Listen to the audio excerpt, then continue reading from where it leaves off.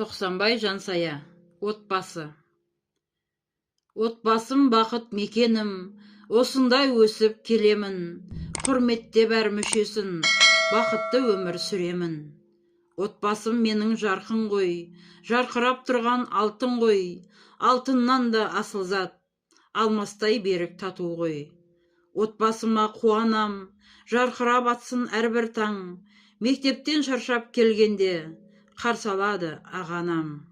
Ағам, інім, сіңілім, қуанышты көңілім, күлімдейміз, күлеміз, бақытты менің өмірім.